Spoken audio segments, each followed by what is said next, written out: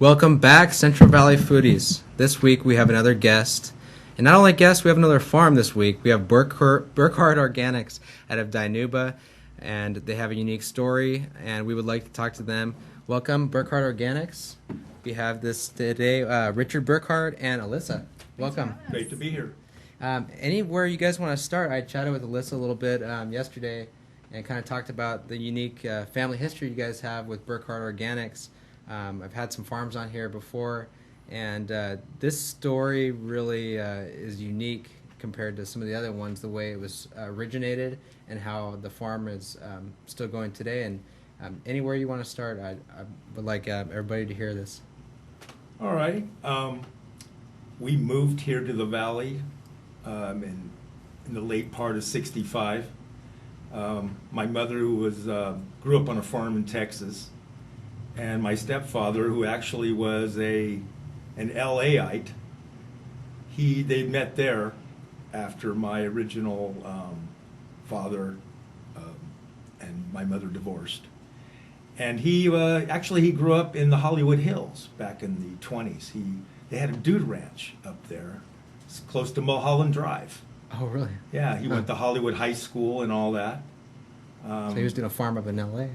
Yeah, I guess you would. Yeah. It was a ranch though. It was a dude ranch where people in those days, people still wanted to get out of Los Angeles, and that was a close place to go where they felt comfortable, where there were horses and a ranch house and all those.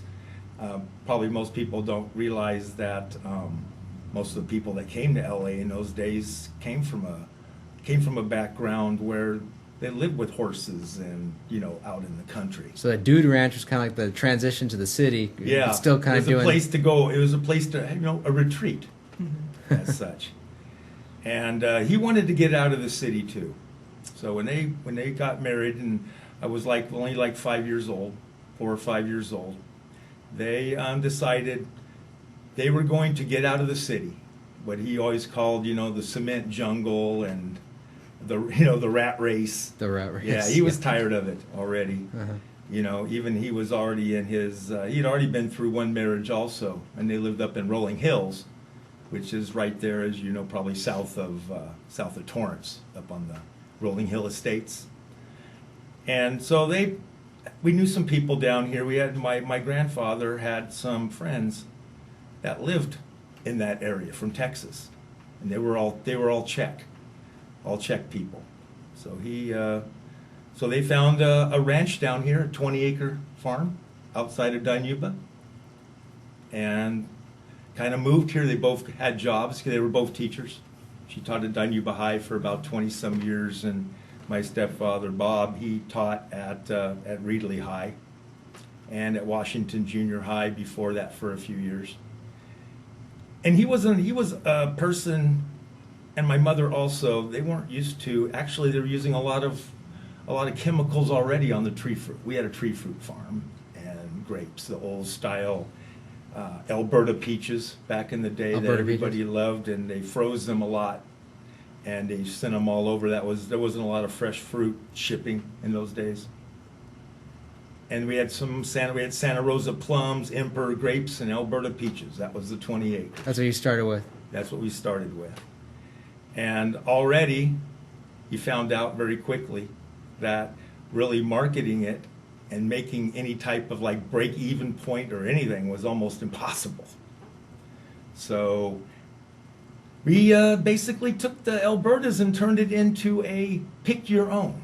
Back in the day, in '67, decided, we're going to make a pick-your-own thing. And Alberta peaches were already being taken out everywhere. Everybody's planting the new varieties. And they did pretty well on it. People drove from all over to pick, or have us pick, a lot of peaches. So Alberta, is that like an heirloom kind of variety? It is a very heirloom variety. Heirloom's kind of like one of the originals? Yeah, the Fay Alberta comes off right at the time, usually the 4th of July is when they were ripe. Okay. Yeah, and so is the Santa Rosa too. You don't see many Santa Rosas around anymore. Yeah, no, I haven't seen them. Actually, we planted some again. I got rid of them some years ago. They don't get size. They don't do everything the packing houses and everything want, but people know a Santa Rosa. It's very juicy. It's a very good piece of fruit. and the Albertas were too. But they don't ship well. You have to pick them green to ship them. I mean, you know, and all the problems they were having with fruit was going on during that time, because if you're trying to ship, they used to pick everything in bins already at that time almost, instead of the picking boxes. Mm-hmm. So a lot of the good fruit got thrown away. The green fruit got packed. Didn't work out too Didn't well. work out. So the kind of the merge between your stepfather and your mom from kind of Texas and then the LA Mm-hmm. scene to Dinuba, how did the partnership with the farm, how did that progress with your mom getting into farming, taking to farming? Well, my mother was probably a way better farmer than he was, because they had already, they were very diverse in Texas. They lived on the Panhandle, Uh-huh. and they actually had some peach trees there. They had, Indian peaches. They're the ones that are white, kind of white fleshed, and they're kind of, they have a lot of red blush and white inside them. They call them Indian peaches. Indian peaches. I've They never would heard of sell that. them by the bushel. Yeah, that's what they call them. I don't know what variety. Do those grow here? Indian peaches? Will they grow here? They probably would, but Yeah. they're one of those peaches basically you sell ripe, and I think probably, people had Babcock's peaches here already, which were some of the first varieties of white peaches. So there's really no need to have, another variety that maybe not bloomed a little bit too late. Just wasn't right timing. So she was prepared. You said she was probably a better farmer than him, and She was. And She was. you said we were talking here a minute ago. You said she's passed here, up until the end, you said she was out there just real protective of their farm and everything till the end. I mean, She was very active. She was very active until she was probably 91. She Yeah. actually went to farmers markets until she was 80. She loved to go to the farmers markets in LA, and she loved to sell fruit. She loved to sell her fruit. She was proud of her fruit. She was meant to be a farmer, I think. Be in the industry. In those days, Yeah. that was pretty interesting. There weren't many women in the business who Yeah, could I was go out just- and do those things. I was just about to ask. Well, she's not here. You could probably answer, but that probably wasn't popular back in the day. There wasn't very many women in the field. Maybe today it's a little different. Yeah, I see, most of the farming magazines, you see a lot of women in the farming nowadays. But in those days, not so much. She was a home economics teacher in high school and child development. So she kind of had, she was a very down-to-earth person. So that kind of thing, she liked being outside. I know that when she used to come home from school when I was a kid, she'd rather go out and prune trees or thin trees or something like that rather than stay in and, cook and do those type of things. She cooked, laundry and all that stuff. Yeah, that wasn't something she The stuff we don't want to do. Yeah, exactly. Yeah. Same things we don't want to do, right? Did she receive any ever criticism or kind of for being a female in the industry back in her day? Well, no, because I think she was kind of, if she had been on a larger scale, if we had a big farm, maybe she would have got some, but no, I don't remember any. They probably thought it was just kind of strange, But what's not strange is the amount of stuff these guys grow, and the amount of variety and their following they have. So Burkhardt Organics, they sell locally, but not only locally, they do farmers markets and have done farmers markets in LA for how many years now? And since 1980. And which farmers markets do you guys do? Right now we do Santa Monica, Beverly Hills, Torrance, Mar Vista. We've done. Those are some big farmers markets for you guys. They don't know. Actually, I want to say that the Santa Monica Farmers Market on Wednesday in particular is probably one of the most well-known farmers markets in the country, and chefs from all over shop there. Is that right? They do. Yeah. They come by, and some of them pre-order if they know what they're getting, and some don't. They come by and they'll test stuff, and we'll have somebody pack the stuff up. We always bring some boxes, and pack fruit Have up things for go? for the chefs. So you can kind of communicate with them maybe ahead of time and have that stuff maybe even sold for you before you even get down there. Huh? We try to. It's a lot Yeah. easier than have somebody doing it at the market. Yeah, filling up tables and You know, stands, and right. maybe some of it doesn't sell. Yeah, I mean, Yeah. if you sell everything, you probably didn't bring enough fruit. You probably didn't bring enough. Yeah, I mean, you want to bring enough to make it through the day. Actually, the rules are that you are supposed to make sure you have enough for the customers and not just have the chefs and the smaller specialty produce people come by and take it all. Yeah, Right. I love walking through a farmer's market. It's so nice, especially when we got stuff here in the valley that's grown locally. It's nice to know that we can go see you guys in L.A. when you're there, or we can see you at some of these local farmers markets that Alyssa was talking about. Yeah, Alyssa's, we're trying to get into those type of things. In the past, the farmers markets have been traditionally not as well attended because a lot of people know people who knew people that had fruit they could get it from. Yeah.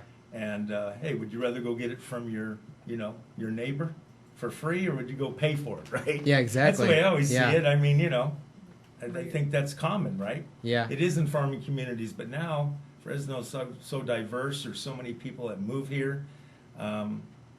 It's getting harder and harder with the farms being so large. They just don't. It's just not that small farm atmosphere where you go visit your friends and they have 8 varieties of fruit that they can have and give you. You know what I mean?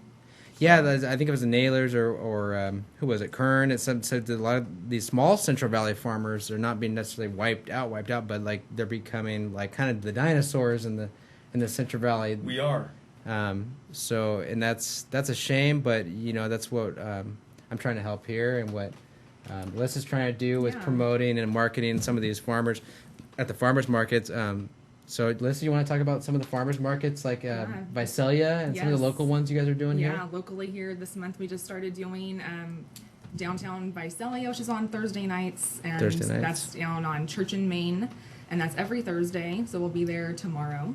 So that's down there by the Action, Visalia. It's right on really the main great. Street. It's shaded over there by, I believe it's Mesa Sierra, so it's for the summertime. It's not going to be hot, sun beating down on the market. It's going to be nice and shady. So okay, I'm looking forward to that. Hot afternoon, you guys can still go down there, get some oranges. They got dried fruit and some other things when in season. Yep, and then Friday will be in Clovis here, downtown or Old Town Clovis. That seasonal Friday night market that goes on 5:30 to 8:30, I believe. That is Friday nights till October. And then we're also in the Visalia market on Saturday mornings, and that's the one there off Mooney that's everyone knows and loves. That's the one off Mooney over there by the old mall, right? Sierra. Right, where Sears is. There's doing construction there. There's going to be some new stuff happening there, but it should be there, from my understanding, until September still. So okay, that's Saturday mornings. And so a good mix. Yeah, also up here in Tesoro Viejo on Saturdays, every other Saturdays. That's a kind of Madera area there off of the 41. Okay.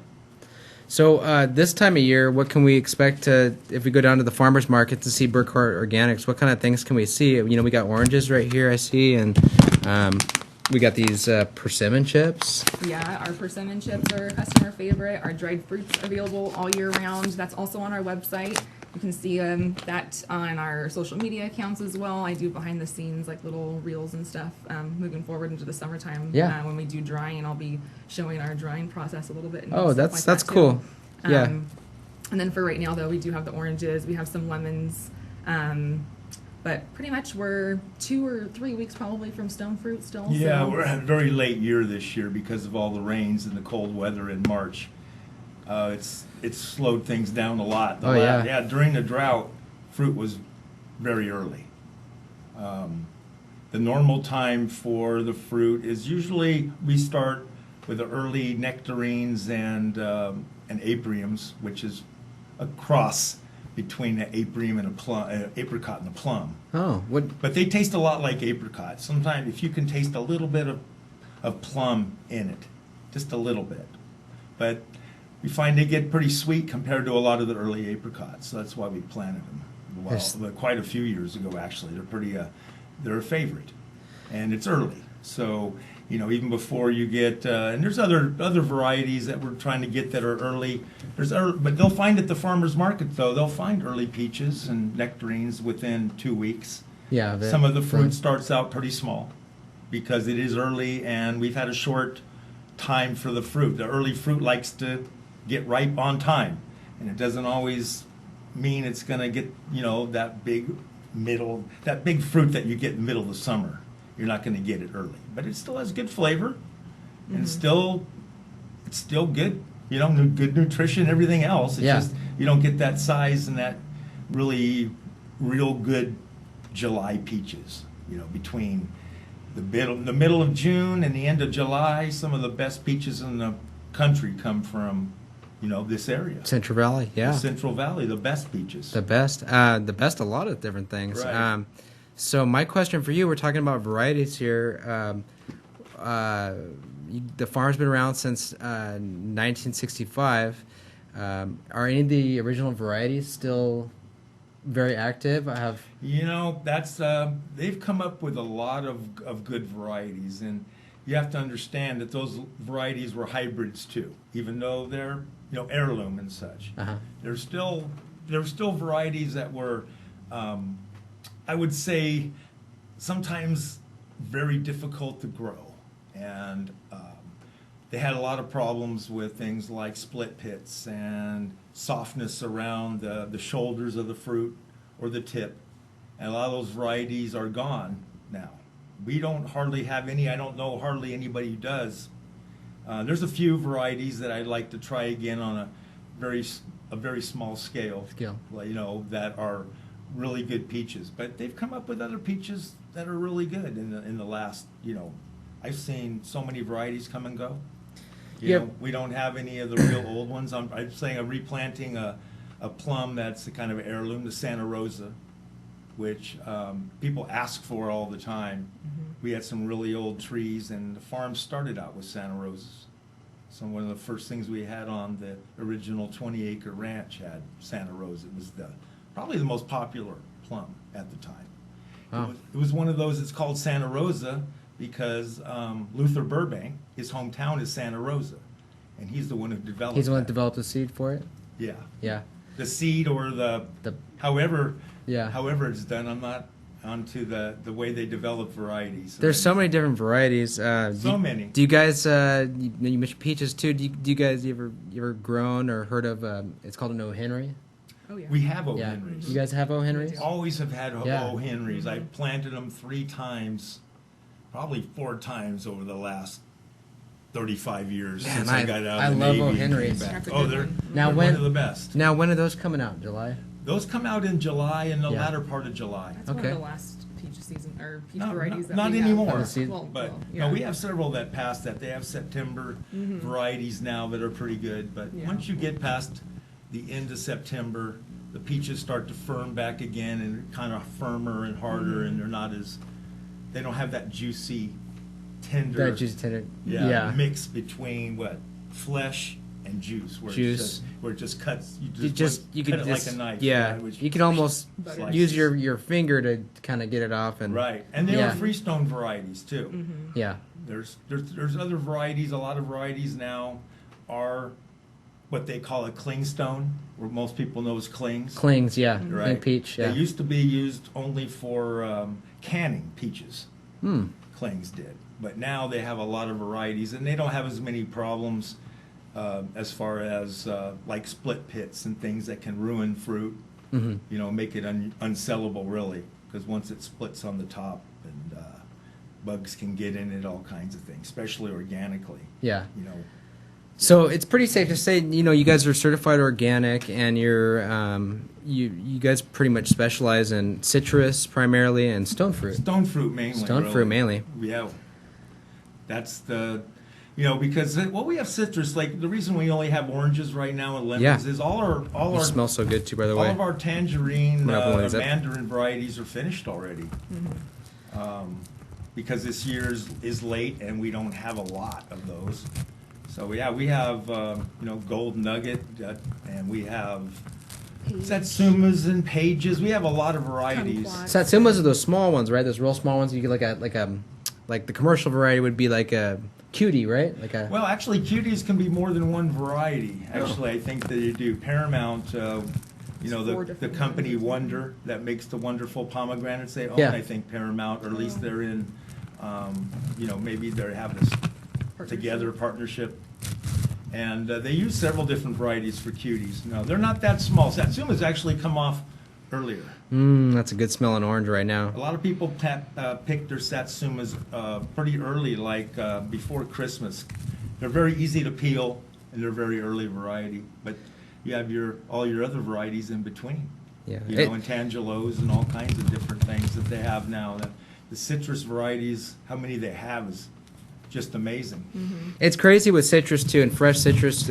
Buying from a small Central Valley farm like you guys versus going to the supermarkets. People say that all the time. It's night and day, especially with citrus. No, you could pick this up and really smell the freshness on this stuff right away. Yeah. Peak freshness. Yeah, we pick every time. We don't put our stuff into cold storage. Citrus can be, you hold it on the tree, especially, this is a Washington navel. Because which I Washington want to navel- highlight, season. my dad planted these trees Yeah. himself when he was 9. Yeah, I was just talking to Alyssa yesterday, Right. and what Yeah. really struck me as interesting too is these were, I think, some of the original trees that you and your mother planted together. Yeah. Yeah, that's really cool. Yeah. Yeah. Or at least she cracked the whip on me. So you guys get out there and plant some seeds. Well, Yeah, you guys we are doing did. something You right. plant the trees, you don't plant seeds, with citrus. You Yeah. have to plant a grafted on. It's grafted on. In the old Oh, is that days, right? they used a rough lemon rootstock, which seems to be a great rootstock for navel oranges. Rough lemon rootstock. Yeah, they use rough lemon. Yeah. Huh. If you look at a citrus tree, you'll find out just a lot of times if you look down near the base, you'll see a big old thick trunk, and then you'll see where the graft is, and the tree is a little bit smaller all the way around. Oh, is that right? Yeah. Oh, okay, I didn't know Yeah. that's how that worked. Yeah, but it's all, yeah. And you would buy the trees like that. In those days, navels were still up and coming. Nowadays, you don't see too many planted. There's so many that everybody's planting all these different varieties of mandarins, and lemons are big now, Yeah. and all that in the valley. Now, did you guys? I want to touch on the organic portion too, because there's only so many organic farms out here in the Central Valley, small Central Valley farms.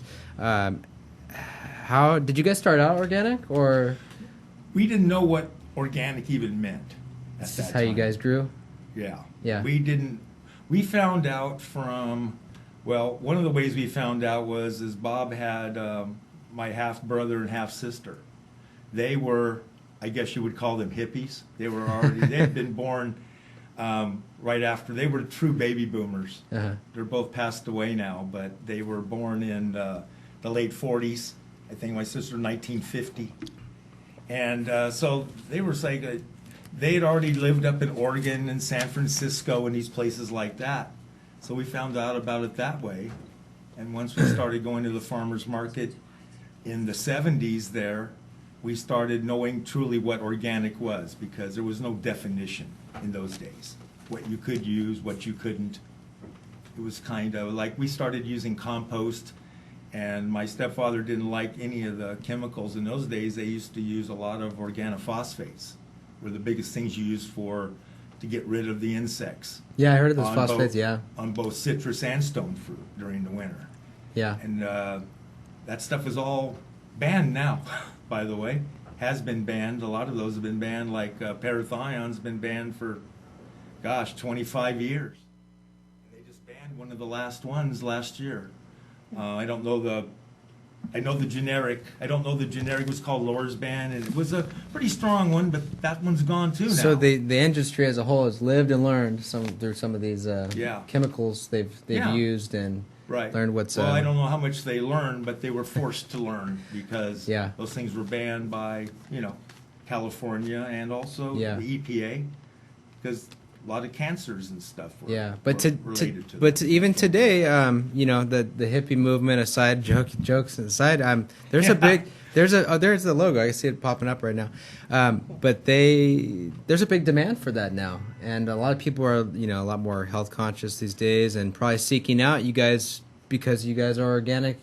That's why they come to shop with you guys. Maybe. Yes, they do. Yeah. A lot of farmers markets have changed dramatically in and that's based. But Yeah. organic has been the fastest growing part of the food industry for, I think, the last 10 years or more.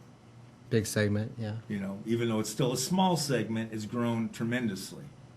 And that's why you see a lot of companies that have got into organic. Yeah. A lot of those companies got into it not because you know, they had any kind of ecological idea why they should be organic, which is what we did back in those days. We just, because we didn't want the chemicals on our land. We didn't want the chemical fertilizers, you know, that they use and all that. So we started using, you know, like compost and manures, and yeah, there wasn't a lot of things to use really in those days. You kind of crossed your fingers. I was told by more than a few farmers that you can't do this. You're going to be broke. You can't do this. But we persevered, and so did a lot of other farmers. Yeah. You know, that were in it for a long time. So you did, you know, maybe in the early day get some backlash for how you were trying to go about. Oh yeah, we got a lot. growing. I'm sure there were a lot of Snickers behind our backs. You can't do it that way. Going to the farmers market too. Yeah. Back in the 80s, You won't- especially. There was a lot of Snickers behind your back. Like you're spending your weekends down in Los Angeles or San Francisco area selling your produce. You know, what's wrong with you? It's true. That's You know, I lived it. those markets though, they, like you said, a lot of some of the ecological reasons for getting into growing organic were probably maybe fueled by a lot of the customer bases in those markets. I would guess too. They were. I mean, as You know. we know that San Francisco and we know that parts of Los Angeles, you know, there's people that are very much into only eating organic food, and they have been now for quite a while. It's just grown. Yeah. I spent a lot of my time back in the early 80s going, explaining what organic meant. You hardly hear that anymore. People know what organic is. Yeah. They don't exactly know what the differences are, but they know what organic means, you know, just that simple, Yeah. grown without chemicals or whatever, you know, Yeah. and natural fertilizers. So you guys go check them out. Go check out Burkhardt Organics. Get on their Instagram. I believe Alyssa runs the accounts, right? She does. And she's doing a great job with the marketing. Everything looks great. And she said she had some ideas of, you know, getting some behind the scenes stuff coming up soon with growing practices, right? Yeah, I've been posting Yeah. reels and stuff of, you know, the progression from, you can see there's the flowers on the trees to now, you know, the little small fruit, you know. And Yeah. so I've been doing that over this year. Now, do you So do can go back farmers and see that. markets too? Yeah, so Yeah. personally, yeah, my husband and I are there with our kids. Which so. farmers markets do you guys do?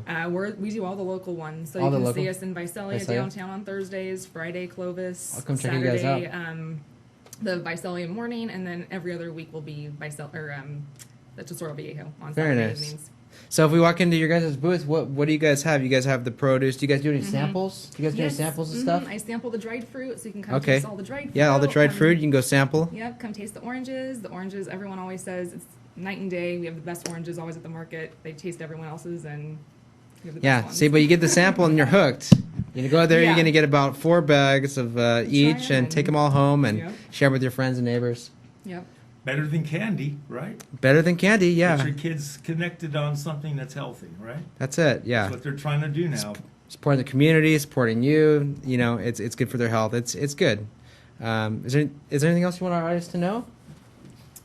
Just come see us at the markets, you know, come tell your friends about the farmers markets. All the vendors at the markets need your support. We're all out here trying to help the communities, and we need the community to come out and support us so we can help support you guys too. Oh, my last question for you guys. Are you guys going to be at the Stone Fruit Jubilee this year? I am working on that. You are working on I'm that? working on that. Okay. Yep. Yeah, I well, let her make those type of decisions, yeah. you know. I farm, she markets now, you know, especially since I stopped going to the farmers markets. 20 years was enough. That sounds My like a good body divided just- labor. My body just can't take it, you know, 7 days a week stuff anymore. They're rough. These farmers markets, foodies, they work. These farmers who go to farmers markets, you don't see it when you're there shopping, but getting the product to the farmers market, setting up these stands, putting all the fresh stuff out, running the stand, packing it back down, and going back to the farm. It's a lot of work. especially in this Central Valley when we have our heat this summer. So keep that in mind when you're out there supporting these farmers. They work very hard to get everything out there, and they love you, and you'll love them. Alyssa? Thank you so much. Right. Yeah. Thank you very Appreciate much. I don't think did we mention that she is my daughter. She grew up on the farm. Yep. Her mom used to drag her to farmers markets when she was 2 and 3 even.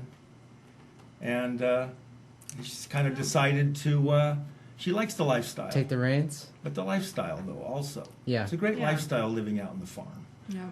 Really is. And if you live on your own property, you kind of want it to be organic. Yeah. You don't want to be, You're eating stuff. yeah. Yeah. I mean, well, as we know, just being around it, right? You're connected to it Yeah. too. But the farms these days we're mostly surrounded by large farms now. Yeah. But that's okay, Yeah. you know? We will persevere. Yeah, we will. We're trying. Yep. Still have the better stuff at the end of the day. Exactly. They're large because they're doing stuff to get them large. That's Yeah. how I think of it, you know. And You can taste the difference. It's easier nowadays to be large. A lot of the small Yeah. farmers quit. I mean, I Because can't- they just, it's really it's a hard lifestyle, I think, to still live and work on the farm, yeah, you know. yeah, So But it's worth it. but it's Yeah. worth it. so it's great to be here, and hope to see some of these people at the markets. It'd be great. Yeah, all the markets are about in full season, so Yeah. we'll get Yeah. you guys covered with some audience and promote Burkhardt and Right, and once the tree fruit comes out, that's when the real busy part of the summer comes, when the melons and the Yeah. peaches and nectarines. once the real and sweet stuff plums. starts coming. Mm-hmm. Yeah. That's yeah. Yeah, That's when the time of the year when I think most people really appreciate the farmers markets, oh yeah, because the fruit between what you're getting in the supermarket and what you get at the farmers market is night and day for Yeah. the most part. especially here when we just got that heat, that saturation of the rays and with the stuff that already is just meant to grow here. It was meant It's, to. It you was know- meant to grow here, and that's why we are the breadbasket Yeah, of the world. I mean, Yeah. our 3 counties, Kern, Tulare, and Fresno, we grow some of the best stuff in the world, and we feed this country. I was talking to my guy from My Guy Market here in Fresno, and he was mentioning when he was trying to start his business for his bodega style New York deli here in Fresno, he was over there kind of doing some research, and he was by these restaurants. He saw these big old crates, and it said, I think it was some stone fruit, some citrus or something. It said Central Valley, California, Central Valley, California. He's from here, and something with him just clicked. He's like, well, that's it. The best stuff is right at home. It is. And, I couldn't agree more. Okay. Well, it's been great to be here. It's great to have you, Richard. Real Yeah. good. Melissa, Jordan. it's Thank good to so have you. much, Jordan. Yeah, Appreciate you. thank you.